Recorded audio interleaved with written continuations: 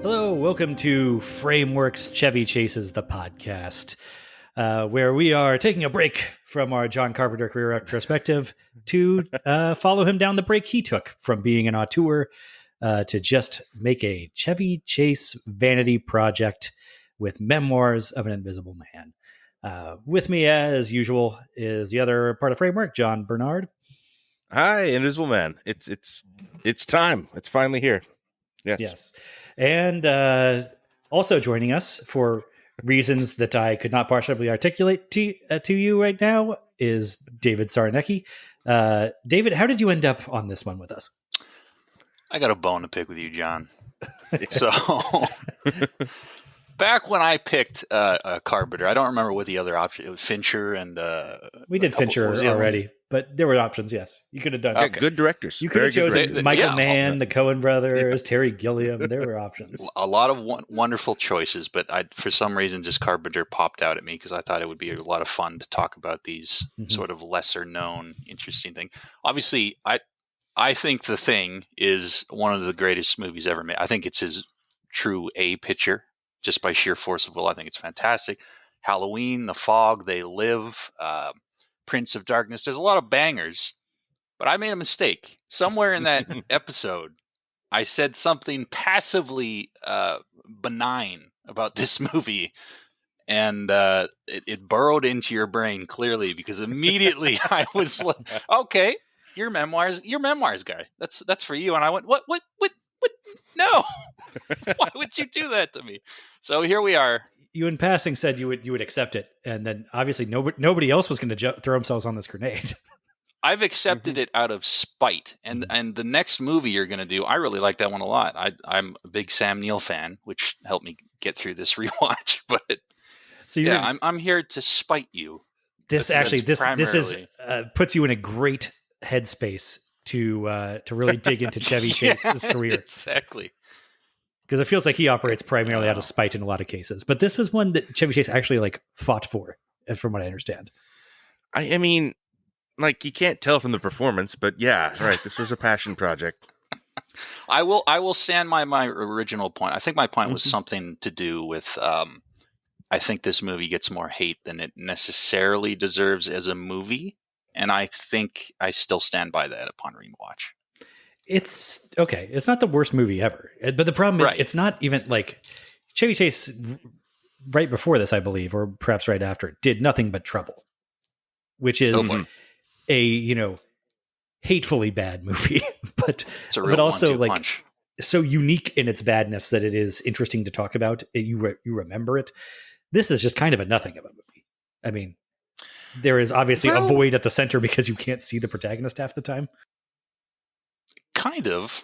It has a take. I mean, it feels like the take is there on paper, that there was an idea at one point, what if he was already an Invisible Man in some ways? Isn't that, is that kind of maybe a commentary on Chevy Chase? No, it's not. And it ends there.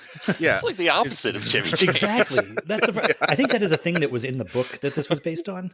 That they probably made some more hay out of that. Mm-hmm. And it turns out this is just a really bad fit for Chevy Chase because there is I feel like the last couple episodes we've done, I've been drifting into sort of critiquing movies for less for what they are, but then for what they aren't. That I just my thing on They Live was kind of that I wanted it to be a full blown Verhoeven movie, and Oppenheimer that it's three distinct movies mashed together, and I kind of want them to just pull my favorite of those three movies out and do the whole thing there. But this really feels middled between two different ways to approach this material, because I think there is a way of doing this. Maybe I don't think this movie is that great either, probably, but where it is about the alienation of being invisible, and it's a little bit like Cronenberg light body horror. It's not really horror, but it's the weird. It leans into the weirdness of this, of watching him digest things and how unsettling it is when his face is floating there because he's makeup but has no eyes or teeth or whatever. And it is more of a thriller kind of version of that. Or you could do the version of this that stars Chevy Chase, and it's just, what if Fletch was invisible? And I'm that movie could be a lot funnier than this, but instead he's doing Fletch at like 40% speed, Right. which is like leaves it nowhere. I understand he refused to do jokes in this. Like he thought this was his serious film, like that this was going to make him a different kind of actor, and that's why he wanted this so bad. This was not a Carpenter film at any point, really. It was an Ivan Reitman film first. And it sounds like Reitman quit because he didn't want to work with Chevy Chase anymore. Yeah. And Carpenter, some pretty good company there, I think. Yeah, Carpenter just took a job for hire because he wanted to work in the studio system. This is his most expensive film. I believe it remains that by a lot. Mm-hmm. And, this is him like actively trying to be work for hire. And I mean, I guess he just made 2 movies that cost $3 million each.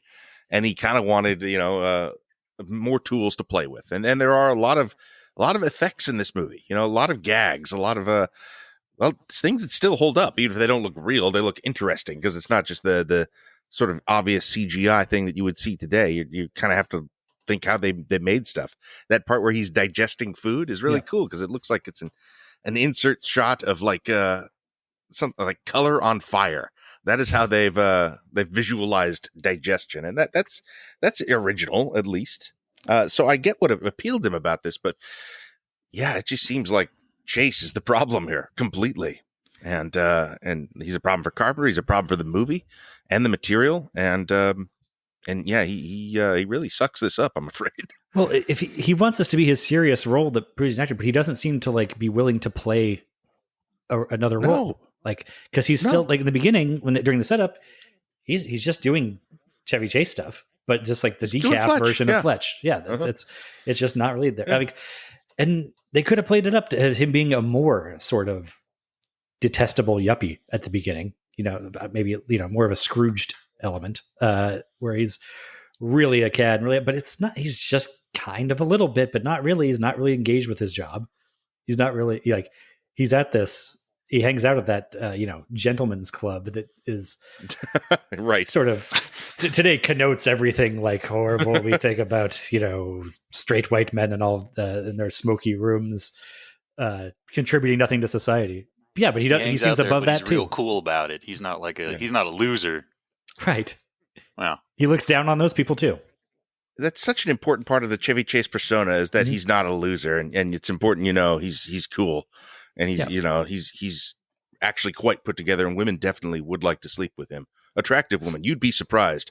It's there's a defensiveness to this persona. It's not there when he does Clark Griswold, but any version of Fletch that he does, I think that is sort of an inextricable element of it. And the cooler than thou shit does work for him, obviously, for a little while at least. Through Caddyshack, through his early career, but yeah, like. It's not a foundation to build a career on, it turns out. And maybe he knew that. Maybe that's why he was at least trying to branch out here.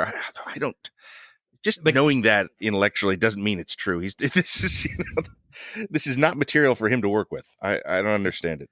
And Caddyshack just goes to show that you can do a version of this where he is successfully like in that world, that blue blood upper crustness, but also holds himself apart from it and above it and looks down on it.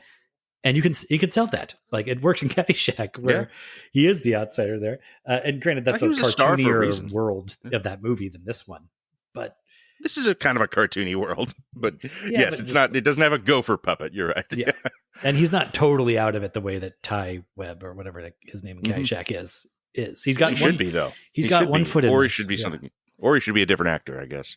Maybe it would have worked a bit better if the take had sort of leaned into the idea that he's a bit of an attention whore and he needs that in a sort of that would be a take. I don't know, early Doctor Strange. That would make more sense that all of a sudden he's lost his world entirely. I don't know. Or the thing that he is already an invisible man. I mean, they kind of play that up. Like, okay, he's somebody with no family or real like tight personal ties. But the problem, if he's a nothing of a person anyway, who now has to like learn the value of becoming invisible or some crap like that, I think that really it makes it hard to sell the central romance, as that is not the type of character that has like makes really intense romantic connections one night with a person that will then, he should to the level that they'll run away from the CIA together. he's going to be meek and he's going to have a difficult time talking to Daryl Hannah's character. That's not the case at all. It's I don't know. Another role you wouldn't cast Chase for either. Exactly. Well, I mean, his deal is, I guess, like he skates above everything, like he is kind of aloof and superior, and that prevents him from creating meaningful connections. And that's the way it's a commentary on Chevy Chase. But that entire thing exists like in one Sam Neill paragraph, basically. Yeah. Right. And we're kind of just like grabbing onto that for theme. George Clooney's up in the air. This is not, this is, that would be something that it could be about. That would be nice. But it would have benefited from, not. Mm-hmm. Yeah, I mean, they're good, but the up in the air, that's actually not a bad character template here. If maybe his job is to be more of a, corporate executioner type, maybe he values like drifting in and out of the boardroom and being forgotten immediately because he doesn't enjoy that part of his job. But instead, he's just a stock, financial hedge fund guy, sort of. Well, I mean, Chase's his kind of deal is he is comfortable within enclaves of rich whiteness, but also seems to despise and hold it in contempt. So he can move within those worlds, but also kind of piss on them, which is what we like to see him do in, Caddyshack or any of the things he did that were really popular at all, really. He's kind of a version of that. Fletch certainly is that. Yes. And he doesn't really do that in this either. I think, well, it's weird because, this is not an uncommon thing for a comedian to do, is to do the serious role that reflects on your persona. Punch Drunk Love would be another example. But it doesn't do that here. This script is far too concerned with, how many gags can we fit in? How many Invisible Man effects can we figure out for this? Let's have him chew bubble gum, Yeah. And then after that, Smoke it's concerned with being a CIA thriller. And I mean, it's kind of good at those two things in a way. Like, I'll tell you guys, I thought this was going to be a terrible film, and it's not. It's fine. It's a fine movie. It has some things to recommend about it. I wouldn't recommend it, but I expected worse. There are worse films we've talked about for John Carpenter. It's just kind of nothing. It's kind of just nothing. Which I guess is why it's an Invisible Man movie. Yeah, I coming into this, I'd never seen this movie all the way, but I remember seeing part of it on TV when I was a kid. That I saw a part where he was like hiding out at the beach house, and I remembered that as and as an adult realizing, wait, John Carpenter directed that movie? It didn't.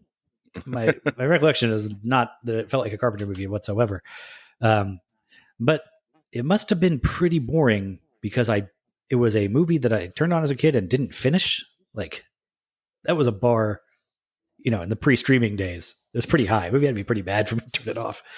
And like I said, this isn't the worst movie ever, but it's almost would be better if it was bad in some more distinct way, instead of just wasting Sam Neill and Daryl Hannah and Michael McKean on totally nothing parts. By the way, that really annoyed me. That the summer house. God, I wish I had that summer house. As my normal house, please.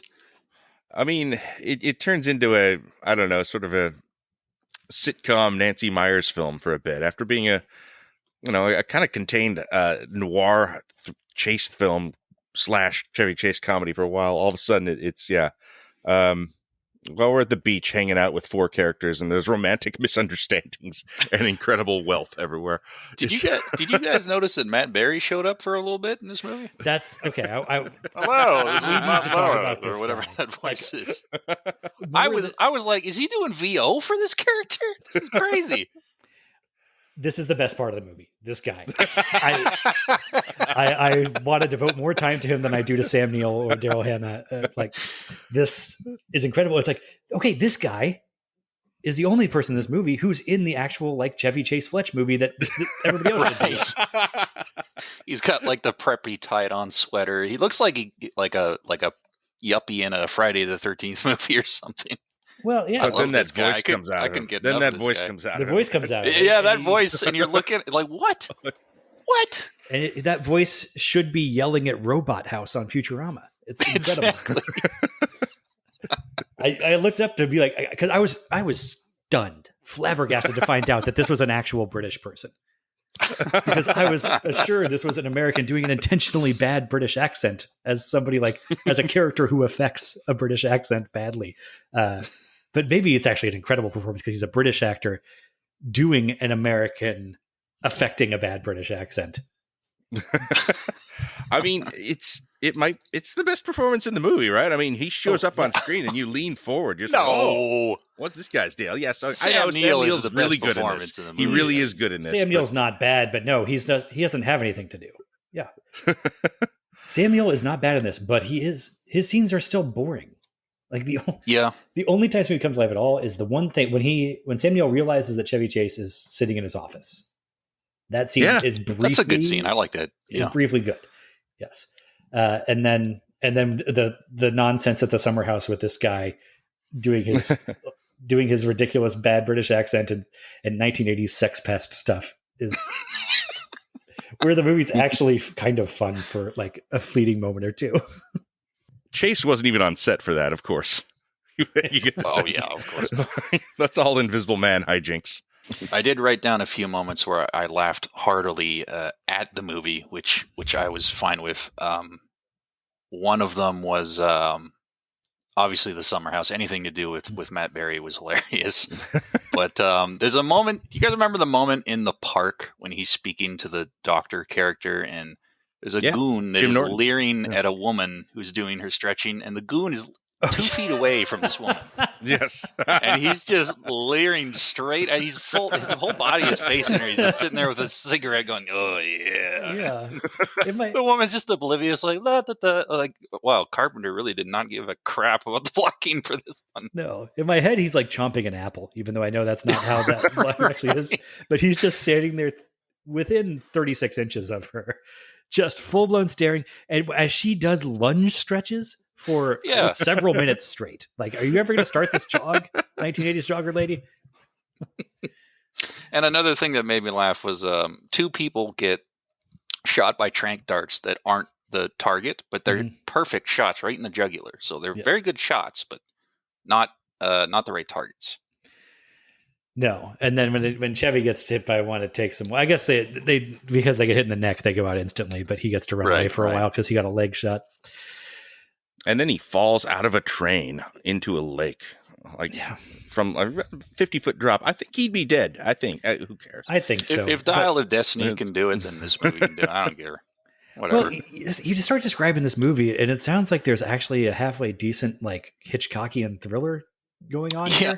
We're describing North by Northwest. If you haven't seen the movie, it's not that. No. So don't get your hopes up. Well, I mean, it's trying to be a little bit. I do like the film noir kind of voiceover, like he's a dead private investigator. He's like, this is how I got here, kind of story. I like that because he's kind of a living ghost for the rest of the film. Well, and forever. I mean, okay, this relates to one of the reasons that the essential problems with doing this movie at all, outside of doing it with Chevy Chase, is an Invisible Man is a bad movie protagonist, right? Like. There's, it feels like the successful versions of Invisible Man, your Hollow Mans or whatnot, like that's not a successful one though. Well, okay, but the Elizabeth Moss one then, whatever. Right, right. That is kind of the shadow the elephant in the room. Yes, that is a very good Invisible Man movie. It's a great thriller. Go see it if you haven't. We've mentioned it. Now we can get past it. It's a much better movie than this one. Well, but it makes the Invisible Man the antagonist, right? Once they become invisible, that's it's a scary thing to be up against.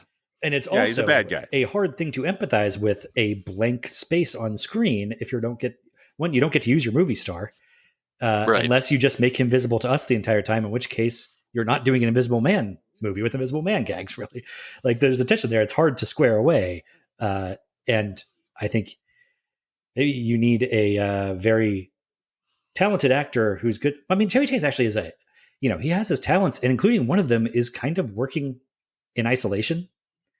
His physical comedy stuff is kind of like, I don't know, the American Mr. Bean type of things, where even in the vacation movies, when he's just playing around with the pea sandwiches or doing his dance, or even like a lot of his scenes are kind of with himself, or even the funnier bits you remember are him sort of like talking in the direction of his family, but kind of talking to himself. He's oblivious to their how they're reacting to anything.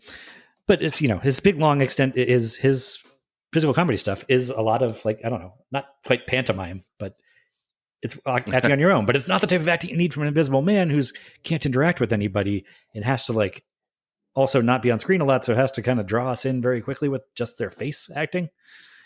It's a tough knot to untangle, I think. I guess that just from my research, it seems like Chevy Chase's big, passionate angle that really attracted him to this story was the idea of being the Invisible Man is a horrible burden, and approaching it from that perspective. That's probably one of my favorite gags in the whole movie, is that it's very hard to eat anything when you can't see your own body. You can't see. Well, it's a chance for physical comedy. It is a funny physical gag, in my opinion, but also, it's just sort of an interesting idea, that the struggles you would go through if this actually somehow happened to you. But I think I'd be okay if I close my eyes. I can still eat food. I don't think it's a problem. I thought that was a little exaggerated. Right. But it's also, one of the other interesting things about it is, okay, the way this accident plays out, he now has one suit to wear the rest of his life, or else he is visible. Like, I mean, when he puts on other clothes, he becomes partially visible, but also like even more notable for being partially visible, drawing attention. That's bad.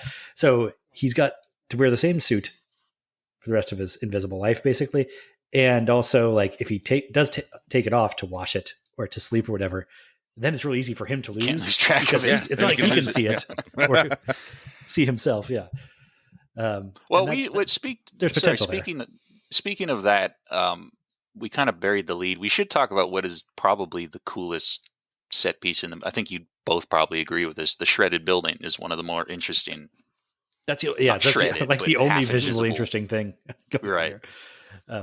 I mean, I guess smoking the cigarette looks kind of cool, but the building, the Swiss cheese building. The building is the star of the show. But I did once again, I did love. There was some of the worst exposition I've ever. There's a guy on a loudspeaker like, "All right, audience, so the building is invisible. That's what's happening here, just so you understand." And it's just, oh my god, awful exposition, but. A very cool visual, and of course, exposition that we direly need, because we can't be told that in our voiceover narration that we're also using. Right. And also, we get, which a lot of the voiceover is just telling us things that we're seeing on screen anyway. Like, that's why it doesn't commit to hard boiled like noir voiceover, but it also doesn't commit to like Fletch, jokey sardonic voiceover, which like do one or the other. I just. And speaking of the, I feel this is a challenging role. Sorry. Well, just speaking of invisibility accident, that's also one of the only elements where it's like, okay, the way the accident plays out, that the entire building, it's just really clumsy. It's really clumsy. Nuclear reactor meltdown, and the entire building explodes and is partially demolecularized, and this man's turned into invisible permanently because a scientist knocks a cup of coffee over onto his keyboard while he's pointing out the men's room to Chevy Chase. Like, that is it. It is a like Looney Tunes gag. Like this belongs in the Three Amigos version of the movie, but that only pops up periodically. Tiny weird lab just sitting there. I don't know what they're doing in there. With an open door to the hallway. Right. Yeah, on the way to the bathroom. Bizarre. Yeah. All right. Well, and he also just goes to that lecture, and because he's hungover, he sneaks away to take a nap. This seems like a really labored, clumsy way to get to the central premise. I mean, he could be doing a report on this the scientist. What's this guy's name? Dr. Wax, and what he's up to. And I don't know why they wrote it this way. It's very it's like a lot of extra shoe leather to get to the premise of the thing. This isn't a real problem with it, though. This is just, whatever. It seems to be like they're going out of their way for the aesthetic of a meaningless Chevy Chase comedy. And maybe from the book, the character was more of like an alcoholic or something, because it is weird the way that after having the meet cute with Daryl Hannah, he's like they're making out in the ladies' room and whatnot, and then she's like, "I won't go home with you tonight," and so they make it a lunch date for later. And then he's like, "Oh, I was over the moon. So I guess I went back into my Smoky Gentleman's Club and just completely tied one on alone." Yeah. Like, okay. as drunk as I've ever been alone for the rest of the night. Like, what? Celebratory, I guess. And I don't know. I Who is believe this the voiceover. character? I believe the voiceover frames that as, in a way, it's actually Daryl Hannah's fault because goddamn bitch, put me in. Got me late for my meeting in the morning. Yeah, look, I'm not saying this as somebody who has never gotten problematically drunk alone for no good reason before, but I feel like the voiceover does sell that as a how it is type of thing. I'm like, I don't think even I know how it is, and I feel like I would be closer to it than your average audience member. So John Carpenter I need you knows. to connect some of these dots. Yeah, maybe John Carpenter knows. Somebody we haven't mentioned much in 25 minutes here. Like, do we see any evidence of his style or voice in this whatsoever? Obviously, I think, John, you're probably going to say no, but I will say that thematically speaking, one thing that stuck out at me big time was the sort of anti-authorian suspicion thing that They Live just played with. That feels very Carpenter, but the film itself, in its style, I don't think feels anything like Carpenter. I feel like he wanted to be John Landis. For some reason, a lot of people wanted to be John Landis in the 80s. Go figure. I guess it's 92. But it's like Spielberg trying to make 1941. It's just like, I can do a fun comedy. Wouldn't it be fun to hang out with SNL stars and do a comedy? And I think there's also a part of him that is sort of his, I could have done other things, not horror. That's important that you all know. I didn't have to be a horror guy. I have other things I can do. Yeah. And it kind of explodes in everyone's face here. He can. I think he could do comedy. Because I think Big Trouble in Little China proves that to me. Yeah. Mm-hmm. But the problem is he chose, wouldn't it be fun to do a comedy with an SNL star? And he chose the exact wrong SNL star at a time when they didn't want to make a comedy. So I think it's... He's just immediately at odds with stuff. Carpenter may have thought he signed on for the movie that I've been complaining about, that Fletch goes invisible. Well, apparently, I mean, from all accounts, like, this was a nightmare to shoot this film. Like, it went horribly wrong. It was a real pain in everyone's ass. Chase tried to get him fired, which is like a go-to move for Chase. Chase would frequently, according to Wikipedia, take off the pieces of his costume that were required to make the invisible effects work. Oh, God. And then would ruin days of work by doing this, because he was irritated with them. Things like that, standard Chase behavior. Half the trivia on this movie is that Chevy Chase is a huge asshole. That's pretty much what it boils down to. He and Daryl Hannah knew they were bulletproof, so they just gave Carpenter a hard time. And Daryl Hannah apparently was nasty as well to him. Hard to picture, but okay. Yeah, whatever. Yeah, I guess there's this great quote from this year. John Carpenter had a quote this year. He got asked about it for the Blu-ray release, which is apparently happening. Why? This is I got to read this quote. It's too funny. It gave me a chance to make a quasi-serious movie with Chevy Chase, Sam Neill, who I love and had a long-time friendship with, and Warner Brothers. I worked for them, and it was pleasant. No, it wasn't pleasant at all. I'm lying to you. It was a horror show. I really wanted to quit the business after that movie. God, I don't want to talk about why, but let's just say there were personalities on that film. He shall not be named who needs to be killed. No, that's terrible. He needs to be set on fire. No. Anyway, it's all fine. I survived it.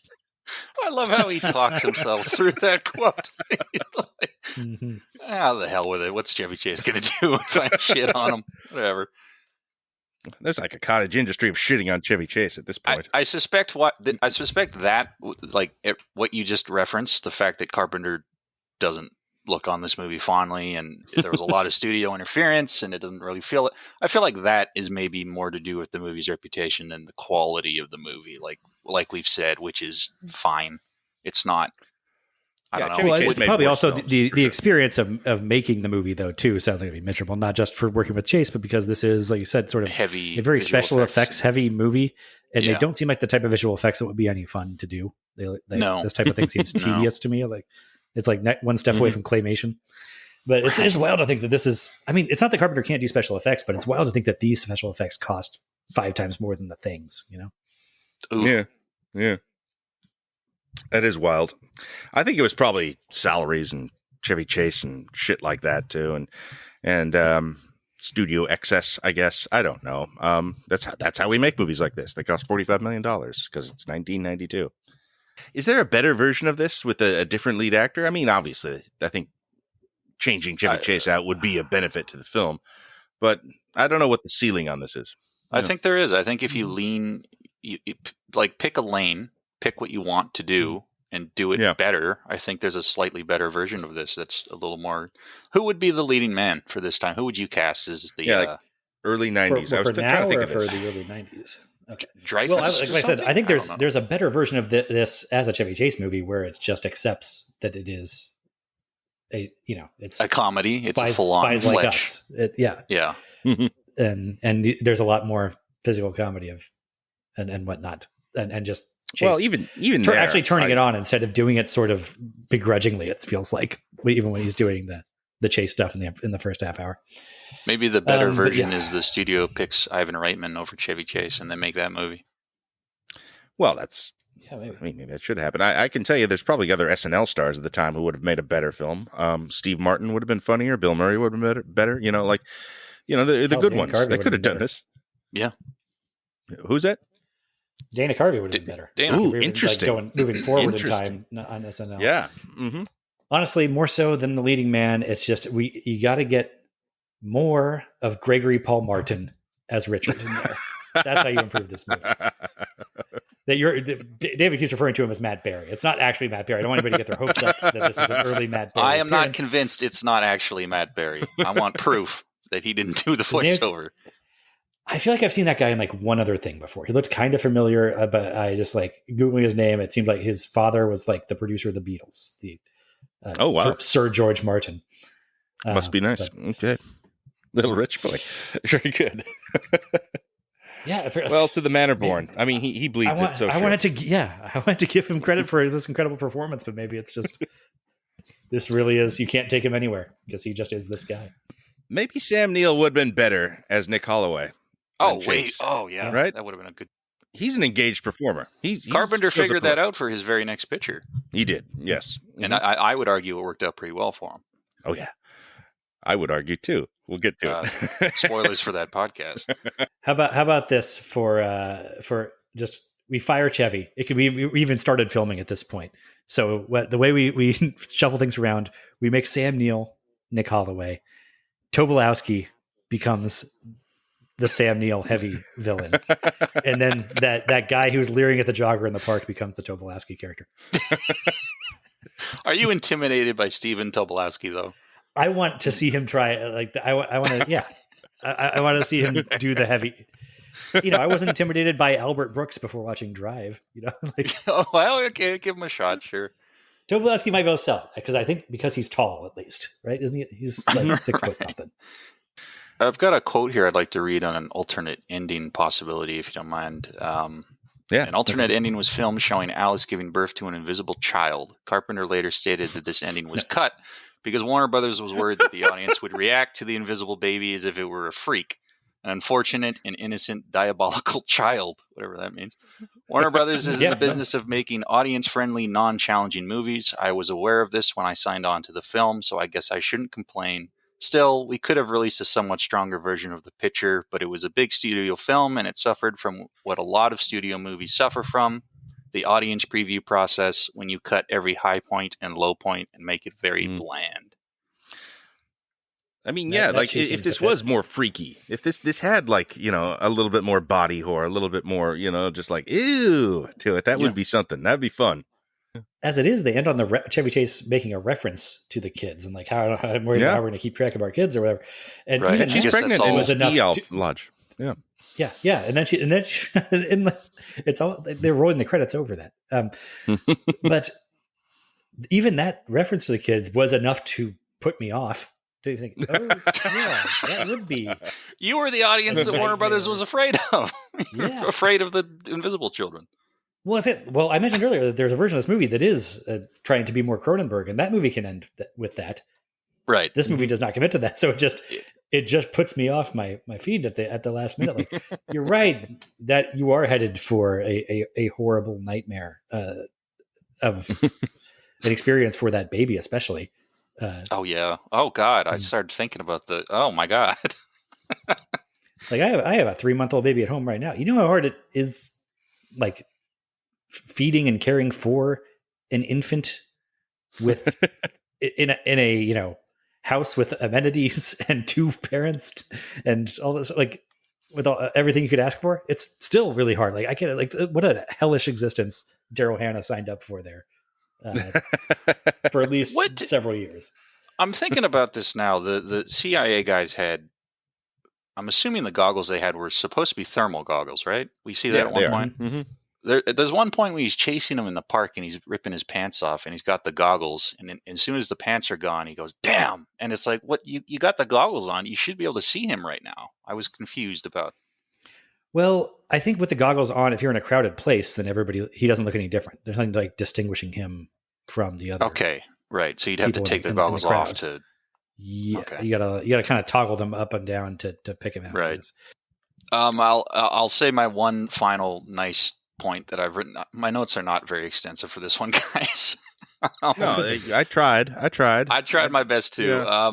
The composer was supposed to be the composer of Starman, but they ended up going with Shirley Walker, who people like we will recognize as the composer of Batman the Animated Series. Some of my favorite music ever. The music is not bad in this, but I anytime it's a Carpenter movie without a Carpenter score, I'm kind of just like missed opportunity. Right. Exactly. Apparently, it was the first major Hollywood studio picture with a complete orchestral score written by a woman. I don't know if that's true, but that is the claim.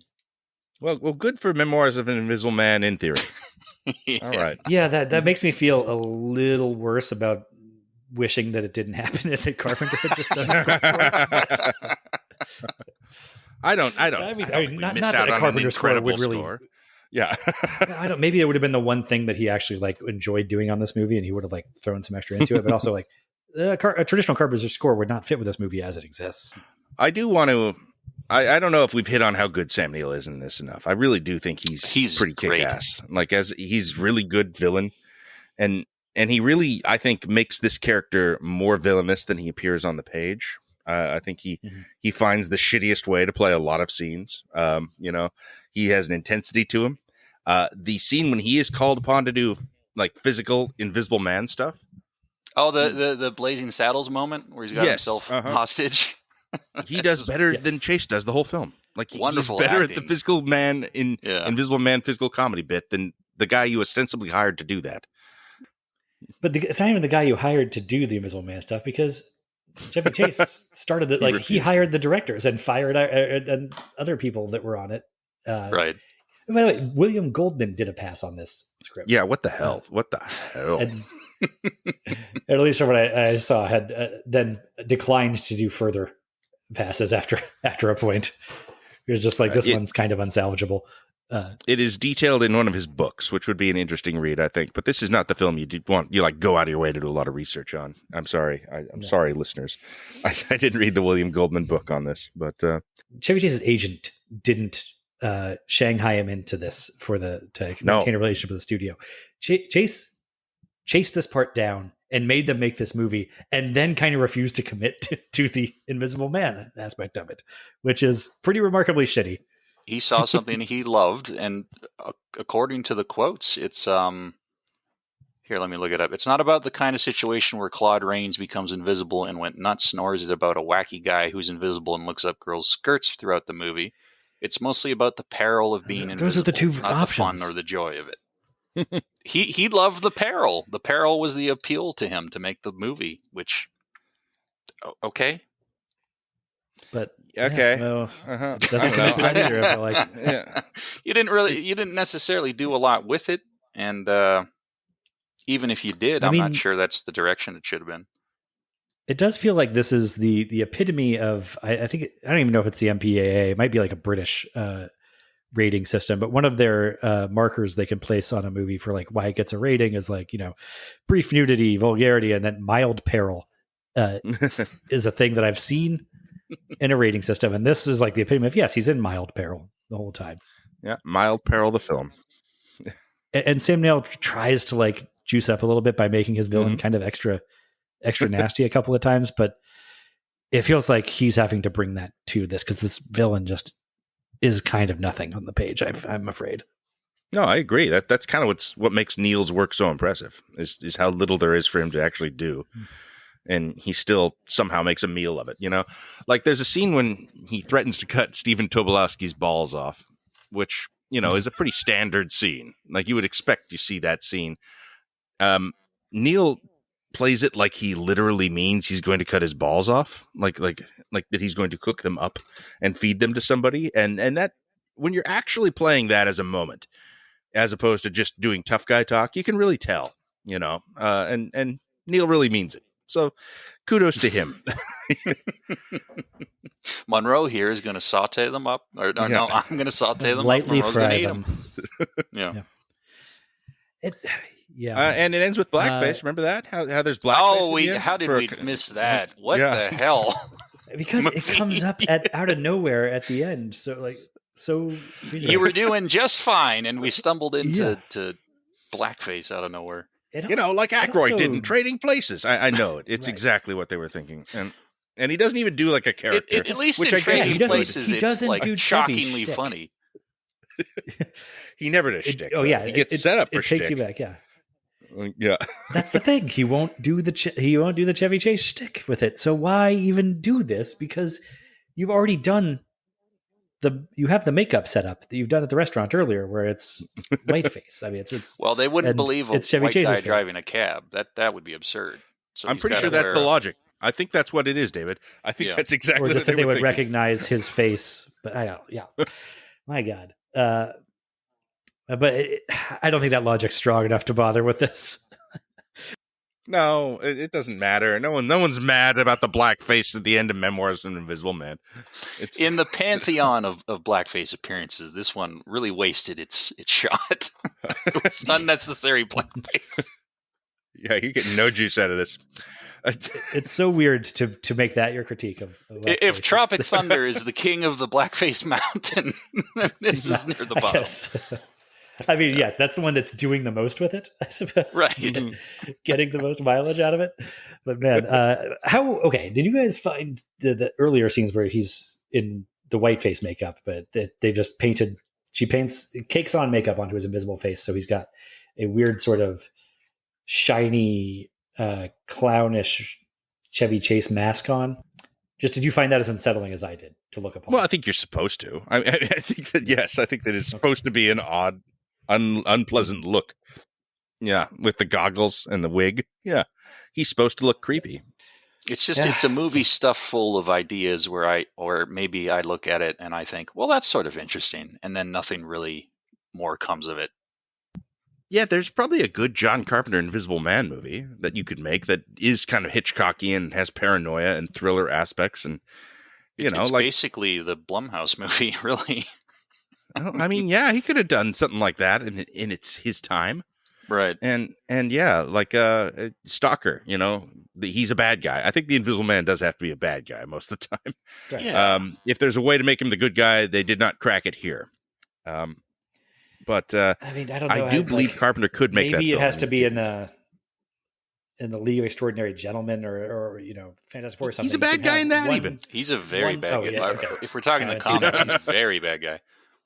Well, like I said, pick a lane here. If you pick a lane with a empathetic version of the Invisible Man, maybe it would work. But they just didn't do that. They tried to make North by Northwest and a romantic comedy. Is this a comedy? We've been calling it a comedy. No, I don't know if I would call it a comedy.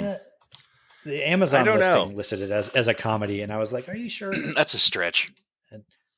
I mean, would you call it a thriller, though? I mean, it's probably more of a comedy than a thriller. It's like a comedy thriller, but it doesn't sufficiently meet either standard. I'd say it's more thriller than comedy, though.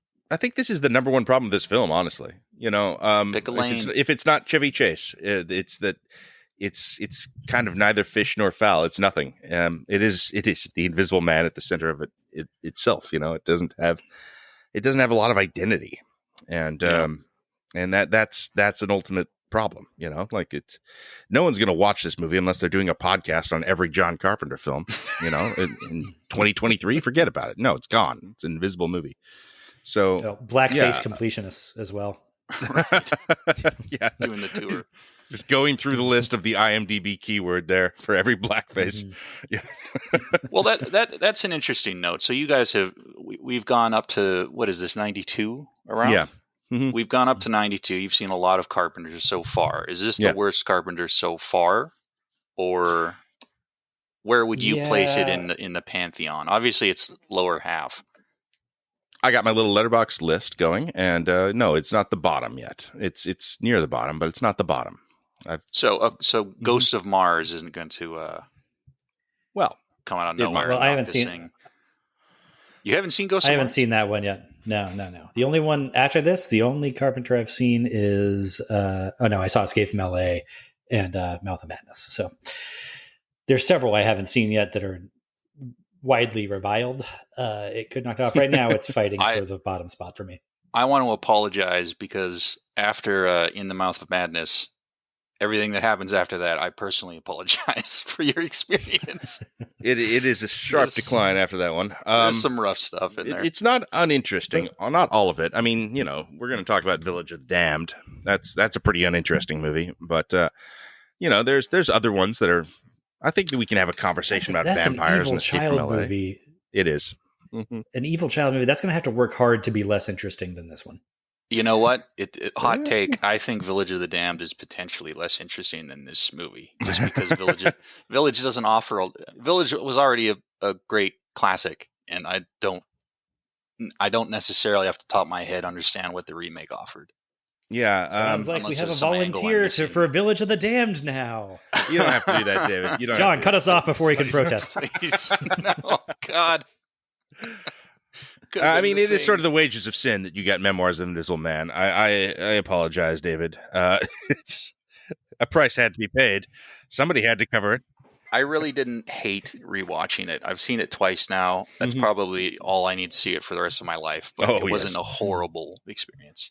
No, I was kind of surprised how not upset I was by this. I mean, that's the nicest thing I can say, really, is I was not as bored or unhappy as I expected to be when I turned this on. And I was not in the mood for it. I was like, fuck, I got to get this done.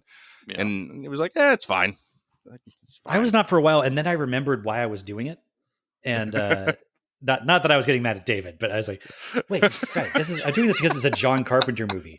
Why were they wasting John Carpenter's time on this? And that's what gets me mad at it, is that this could have been made by anybody to the same no effect. Why did they waste Matt Berry so much? He should have been in much more of the movie, in my opinion. Yes, he should have been in the villain in Summer Rental and in Ski School 2 and probably multiple police academies. Like you are right. He does not belong in this movie. He's a cartoon character who suddenly appears, and it's so wonderful. He'd be fun in a Revenge of the Nerds sequel, I feel. Exactly. It's like he wandered in straight from a Revenge of the Nerds sequul. Father says that that type of thing. That's the voice he's doing. Except it's like a yeah, but it's just a more booming version of that. Yeah, it's if Matt Berry did a preppy asshole, Father says guy. Yeah, that's it, and that's the best thing this movie has going for it. If you're gonna watch any of it, watch that part. Otherwise, we'll see you guys back here shortly for In the Mouth of Madness, the sort of last hurrah of master of horror John Carpenter. Is that the last great one? Oh yeah, in my opinion, that is a great one. Of him operating at the peak of his powers. That's the consensus. Okay. Yeah, I mean, you'll hear people stand up for pretty much every other one except maybe Village of the Damned, but no one's saying like, top tier. Vampires is top tier. Absolutely not. So Ed Wood. Yeah, he didn't make Ed Wood. Woods has some very high pants in that movie. The jeans that go up to his nipples, and he is pretending to be he thinks he's cooler than Chevy Chase. And it's really that's the fun of it, though. That's the fun of, like, who the coolest man alive is? James Woods. Yeah, like, what? but Okay, but it is very entertaining. clearly we've wrung all the blood from this stone if we're just talking about vampires and James. I just want to talk about. We're speaking positively about James Woods. That's how far into Stockholm syndrome we've gotten here. Instead of this movie, can we talk about John Carpenter's Lovecraft movie? It's so good. That's next time. Yeah, sorry. Damn you. Mm-hmm. All right. Now, everyone wants us to end this, though. They're like, yes, we get it. Memoirs of an Invisible Man. Fine. So that is it. We're done. For the last thank you, 10 David. minutes, people have been saying, all right. Yeah. Wrap it up. And thank you for joining us on the, this was a task. We appreciate your service. And cheers. We'll have you back for another thing soon enough, I'm sure. All right. All right. And until then, the balcony is closed.